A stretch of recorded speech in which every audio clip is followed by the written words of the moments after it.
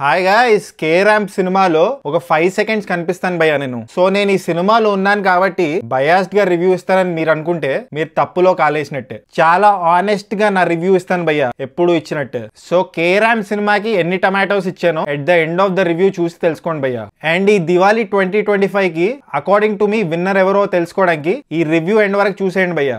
Winner అంటే గుర్తొచ్చింది భయ్యా, కొన్ని రివ్యూస్ లో నేను చాయ్ షార్ట్స్ యాప్ గురించి చెప్తున్నాను కదా, మరో మంచి సిరీస్ చూస్తాను భయ్యా, అది కూడా ఒక విన్నర్ అని చెప్పాలి. దాని పేరే బస్తీలో బిలియనియర్.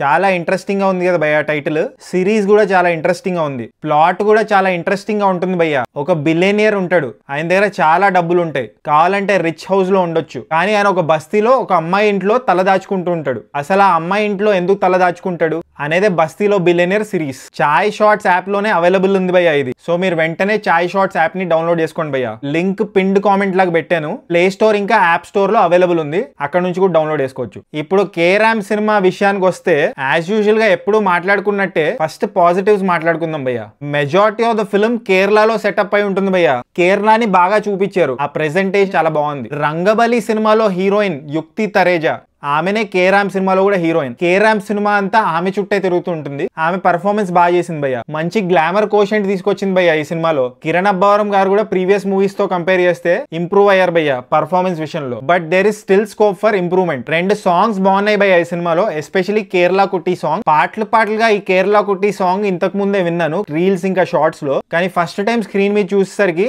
ఏంటి సాంగ్ ఈ సినిమాలోదా అని ఈ రోజే తెలుసుకున్నాను. ఈ సినిమా ఒక సెన్సిటివ్ ప్రాబ్లం గురించి డీల్ చేస్తుంది భయ్యా. నా సర్కిల్లో ఉన్న కొంతమంది ఇదే ప్రాబ్లమ్ తో సఫర్ అవుతున్నారు. సో నేను హీరోయిన్ క్యారెక్టర్ తో ఎంపథైజ్ అవ్వగలిగాను అండ్ పర్సనల్ గా కూడా కనెక్ట్ అవ్వగలిగాను. ఎస్పెషల్లీ సెకండ్ హాఫ్ బిగినింగ్ లో హీరోయిన్ ఫ్లాష్ బ్యాక్ ఉంటుంది భయ్యా, మంచిగా డీల్ చేశారు అనిపించింది. ఇప్పుడు నెగటివ్స్ విషయానికి వస్తే నరేష్ గారి కామెడీ ట్రాక్ అస్సలు ఎక్కలేదు భయ్యా. ఈ సినిమా సంబంధించిన ప్రెస్ మీట్స్ లో నరేష్ గారు కనిపించారు. నేనేమనుకున్నానంటే ఆయన రోల్ అదిరిపోతుందని, చాలా ఎంటర్టైన్ చేస్తారనుకున్నా, బట్ డిసప్పాయింట్ చేశారు. ఆయన రోల్ కి అంత సబ్స్టెన్స్ లేదు. చాలా హైప్ ఇచ్చారు, కానీ హైప్ కేరళలో ఉంటే రియాలిటీ కుక్కట్పల్లిలో ఉంది. ఈ సినిమా కేరళలో సెటప్ చేసినా కూడా ఆ మలయాళీ వైబ్ నాకు ఎక్కడ రాలేదు భయ్యా, due to various reasons.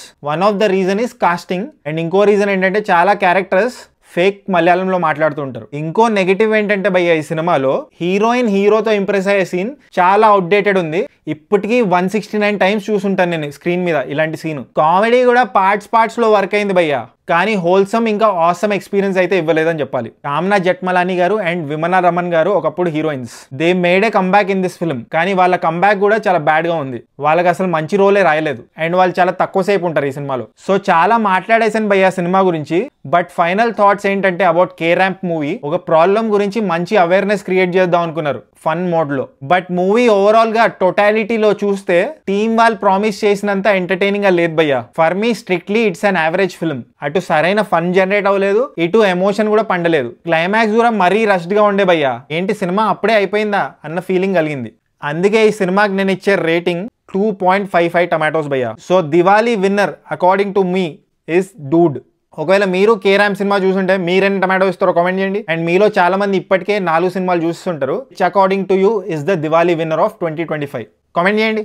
English లో లవ్ అండ్ అదర్ డ్రగ్స్ అని ఒక సినిమా ఉంటుంది భయ్యా, చాలా ఇయర్స్ క్రితం చూశాను. దాంట్లో హీరో ఒక మెడికల్ రిప్రజెంటేటివ్, ఆయన వయగ్రాని డాక్టర్స్ దగ్గరికి వెళ్ళి పబ్లిసైజ్ చేస్తుంటాడు. సో ఆ మెడికల్ రెప్ ఒక అమ్మాయితో లవ్ లో పడతాడు.